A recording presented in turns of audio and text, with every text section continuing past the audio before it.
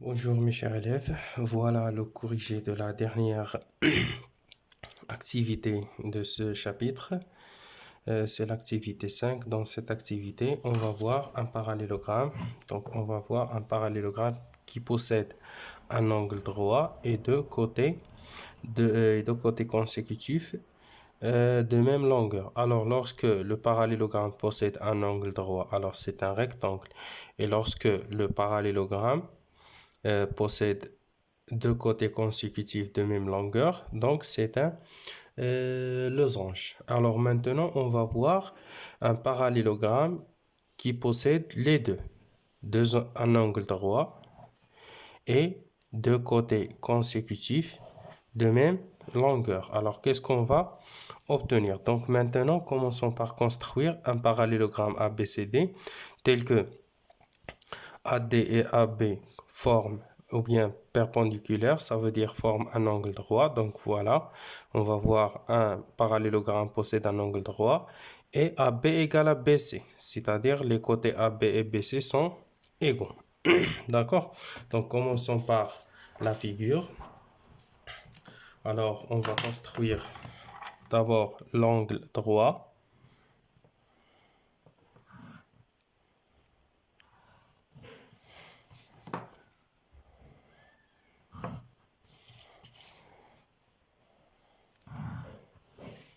Donc voilà, l'angle droit, les deux droites AB et AD forment l'angle droit en A et les côtés consécutifs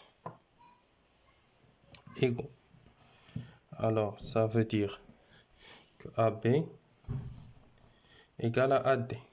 Voilà, AD et AB. Ce sont deux côtés consécutifs. Voilà. Alors, et on va construire ce parallélogramme en utilisant le compas. On va construire le quatrième sommet.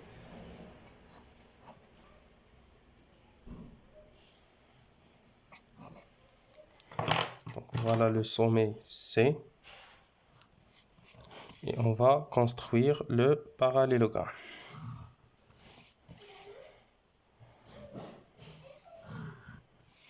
Voilà. Donc voilà, maintenant on va compléter les phrases suivantes. Alors, ABCD est un parallélogramme. Alors ces angles opposés sont isométriques. On sait que les angles opposés d'un parallélogramme sont toujours isométriques, ça veut dire égaux.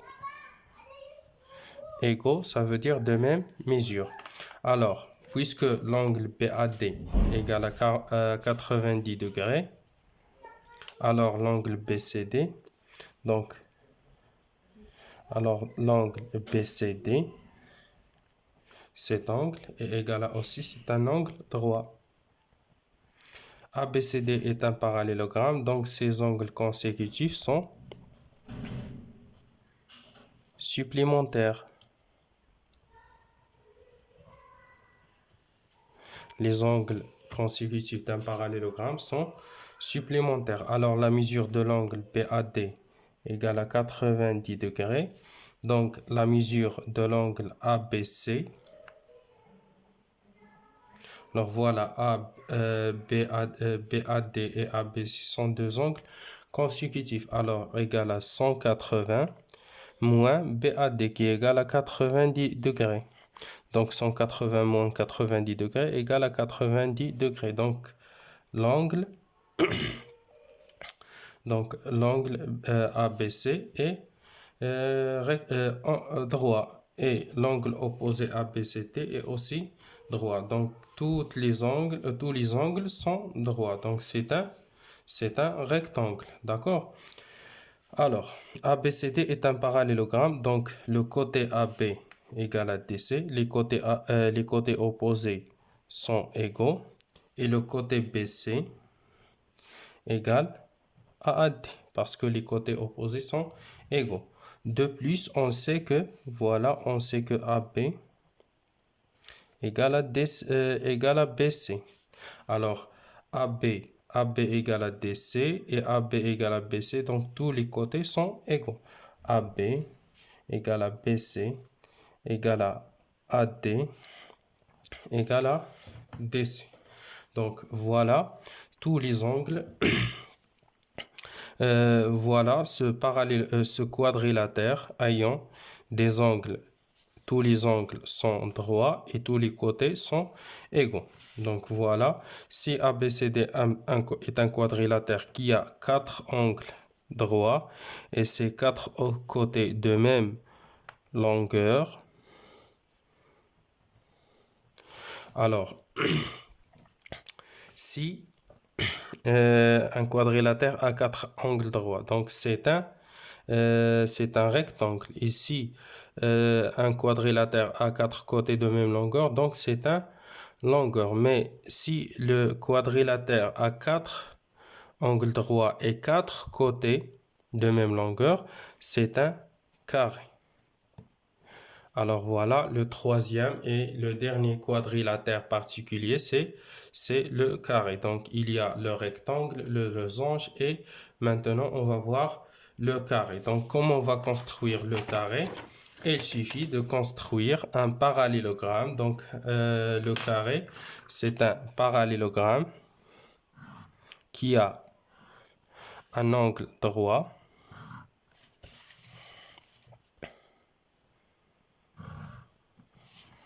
Donc un parallélogramme qui a un angle droit. Voilà. Par exemple, AB.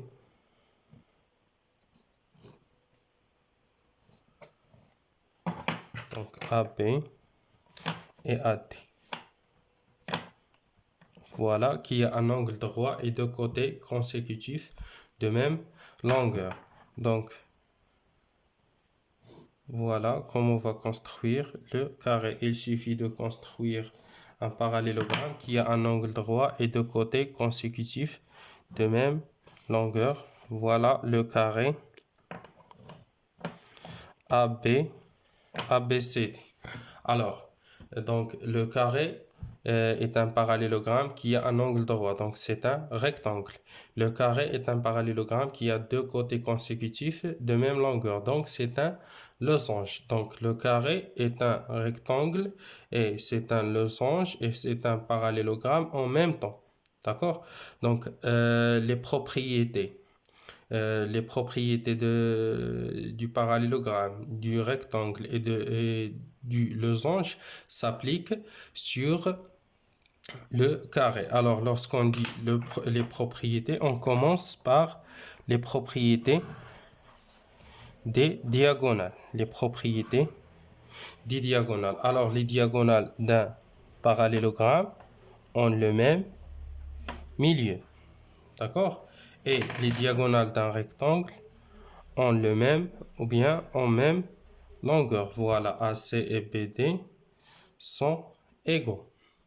Et n'oubliez pas que les diagonales d'un losange sont perpendiculaires. Alors, les diagonales d'un carré sont perpendiculaires.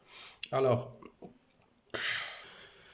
voilà, ici je vous propose une schéma, ou bien le schéma suivant.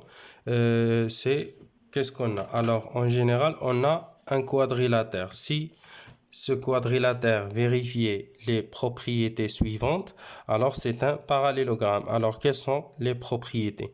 Ces côtés parallèles 2 à 2. Alors c'est un parallélogramme. Ces diagonales se coupent en leur milieu. Alors c'est un parallélogramme qui a deux côtés parallèles et de la même longueur. Donc c'est un parallélogramme qui a ces angles opposés de la même mesure. Alors c'est un parallélogramme. Alors si un quadrilatère qui a 4 angles droits, donc c'est un rectangle.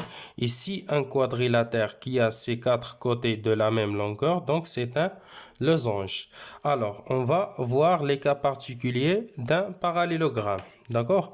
Donc, si un parallélogramme qui a deux côtés consécutifs perpendiculaires, alors et qui a des diagonales de la même longueur, ça nous donne un rectangle. Et si un parallélogramme qui a des diagonales perpendiculaires ou qui a deux côtés consécutifs de la même longueur, ça nous donne le losange.